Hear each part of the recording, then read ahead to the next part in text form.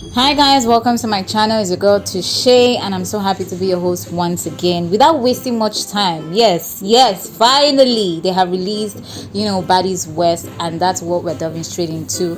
But if you're new to my channel, please go ahead to destroy that subscribe button, like and share, whether or not you're new even. And yeah, let's just delve right in.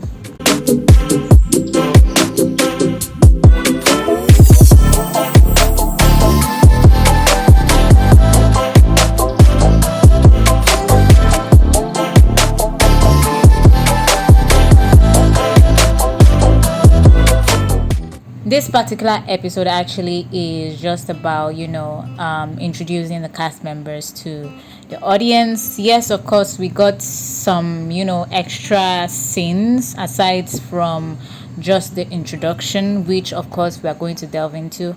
But yeah, we'll just begin with the very first scene of the episode, which was when Nali's family, basically her mom and her aunt with her husband, got together with her and use the opportunity to celebrate and just go through the cast members for this season of Baddies. So for this season, 10 girls were of course selected to participate in the show. And of course, out of 10 girls, 3 were cast members from the previous season, which was of course Baddies South. Now, without wasting much time, we're just going to run through each of them from the very top, exactly how they were introduced from the very top to the bottom.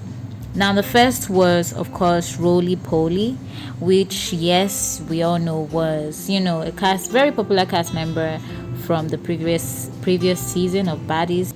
Now, according to Roly, this was, of course, during her testimonial. She basically said that she was glad to be back on the show, that she wasn't really sure about working with Nali because she still felt like Nali was a snake ass bitch, but that this season she was just gonna focus on getting the bag. The next girl was Sean, who basically just said that she hoped the girls wouldn't mess with her so they don't get messed with. Going back to Nali's family's intake on Sean, they basically just said that Sean had a lot of growing up to do, and it was Nali's responsibility to help her grow. Next we have on the list was of course Scotty with the buddy. Now, according to Scotty, she said that she felt like season 3 was like an opportunity for her to redeem herself and really sell her brand, because obviously in the previous season I felt like she got taken away by all of the BS and not necessarily using the platform to advertise her brand. So yeah, basically that was what she said she was in for. So for the essence of time, we're just going to run through the other girls. So after Scotty, we have Miss Cat. So before I even go through these other girls, Scotty, Roly, and Sean were the only 3 girls from the previous season of Baddies, which was of course Baddies South. Now moving on to the rest of the 7 girls, we had Miss Cat, who was a former Bad Girls Club cast member. We also had Low London, same former Bad Girls Club cast member. We definitely had Stunner Girl, who was of course a rapper, and according to her landed $1 million deals. We had Razor, who in real was Monique, and basically she said that she had spent 2 years in prison, and the reason she was called Razor was because she cut both men and female hairs. Right now, we also had Biggie, who was 26 years old, a Dominican, and according to her, she said she didn't like bitches that did too much. We definitely had DJ Sky High Baby, who was from Baltimore, Maryland. Now, the first time when I heard her say she was from Baltimore, I kind of suspected she had some kind of affiliation with Sean, and that was later confirmed by Nali, who said that she was actually Sean's best friend, right? And according to Natalie, and according to, of course, DJ Sky herself, she said she was also in the show. Aside from being in the show to participate, she was also in the show rather to keep Sean level-headed. Now we also had very last, which was of course Tommy Lee, my favorite girl of all time. I don't care what you say, but yes, Tommy Lee is actually like my most favorite out of all these picks. Yes, I know that she's crazy and all of that, but you know what it is. But yeah, we had Tommy Lee, who of course is a previous cast member of Love and Hip Hop, if you followed the show or if you used to follow the show.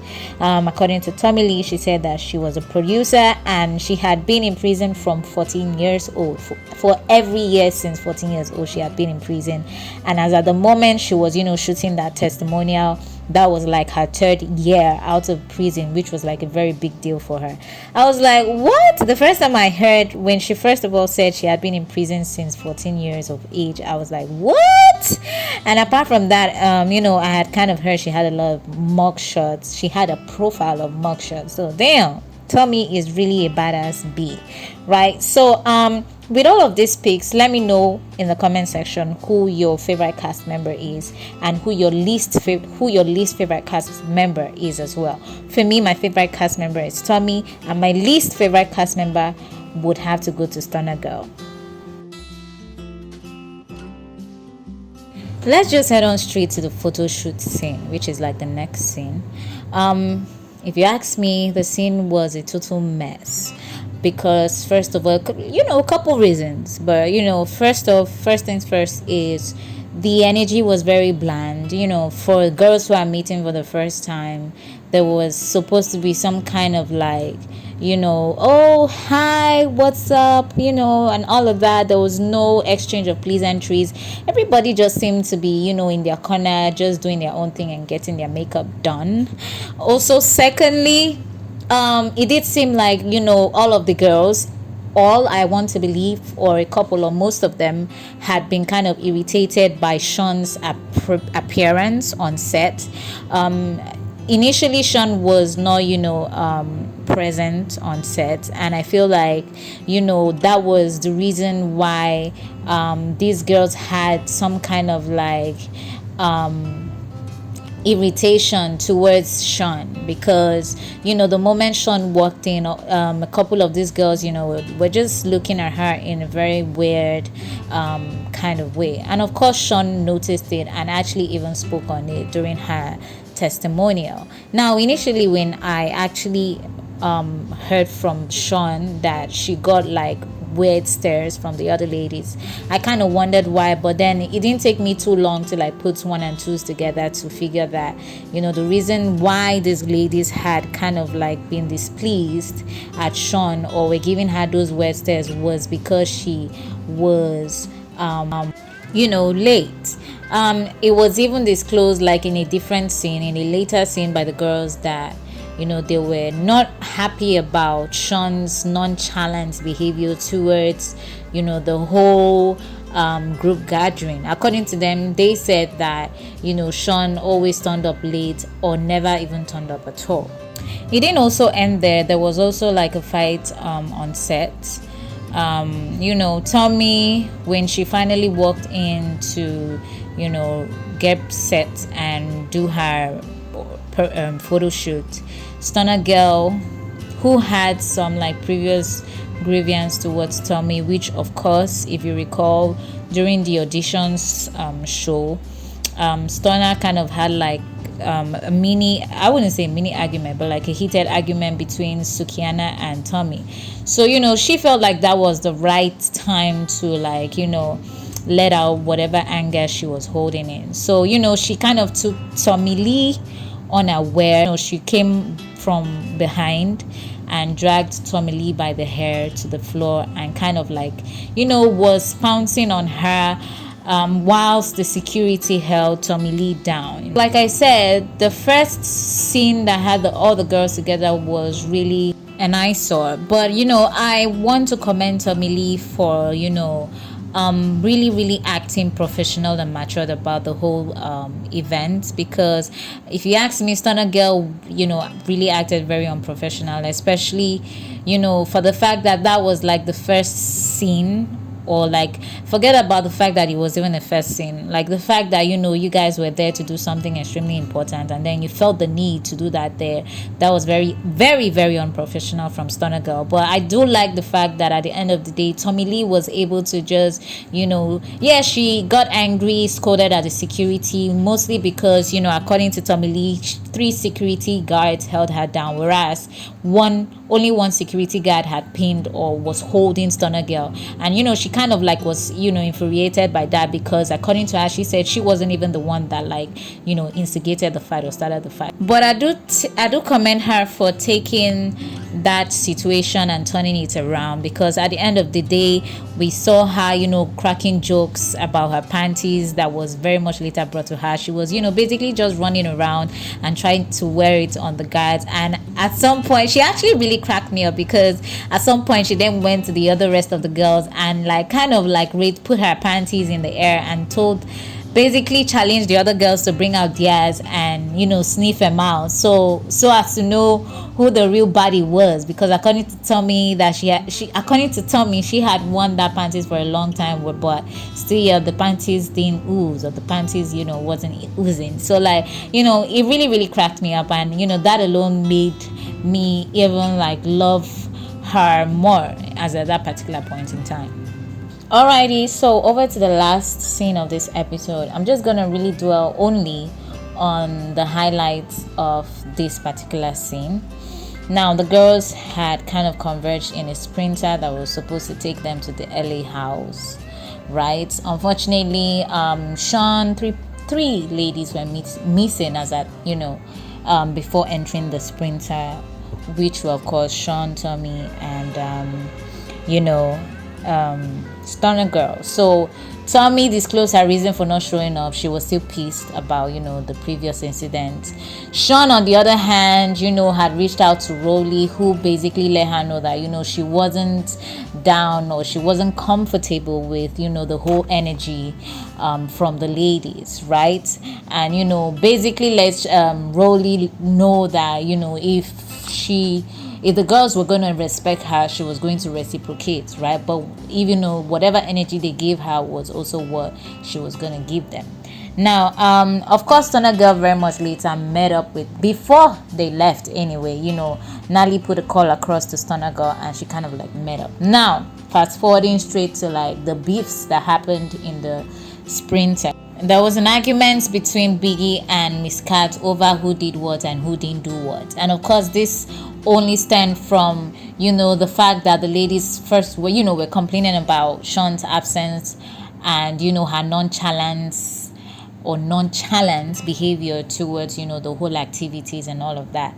And, Biggie kind of had to save Sean by saying that Sean was like a businesswoman, and when you're a businesswoman, things can pop up at any time. But of course, the ladies didn't see that as an excuse, because all of them jumped in saying, or most of them, not all of them, jumped in saying that they all were businesswomen and had other things doing, but they still made out time for that, right? Now, it was at this particular point in time that Miss Cat felt the need to address what she was into. Now, unfortunately for her, Biggie, what she said she was into was what Biggie actually did. And when Biggie started throwing questions at her, specific questions at her, to like kind of really understand her line of work, or the specificity of what she was into, it kind of came out like Miss Cat didn't know exactly what she was talking about. because according to Miss Cat, she said she had thrown, or she threw events for like 10 years, or she had been throwing events for 10 years. And that was when Biggie felt the need to ask her, okay, so are you a host or an event coordinator, basically. So it was like a back and forth between both of them.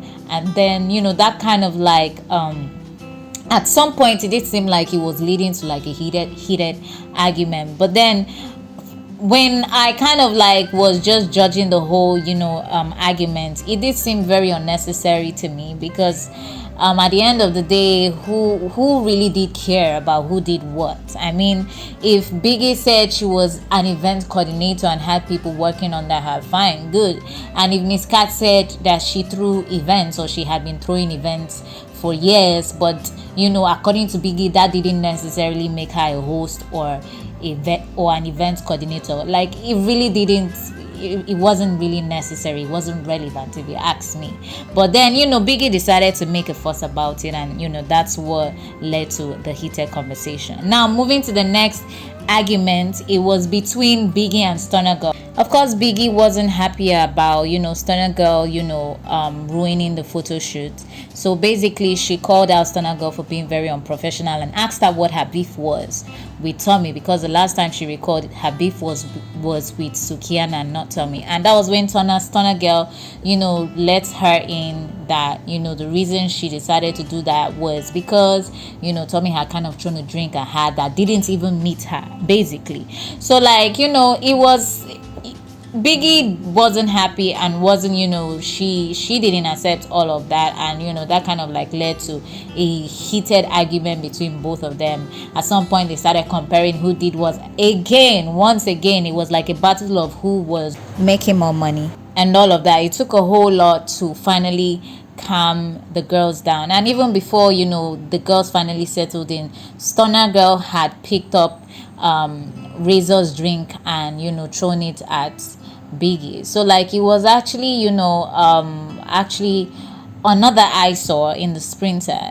Now the arguments between Stunner Girl and Biggie graduated to Stunner Girl and Rolly, and the only reason why this happened was because Stunner Girl had kind of like threatened the girls directly and indirectly, because she said something like y'all will be on the ground except for me, right? So immediately she made that statement, Rolly came in and started scolding her and all of that, asking her not to threaten her and all of that. And that was where the next argument started.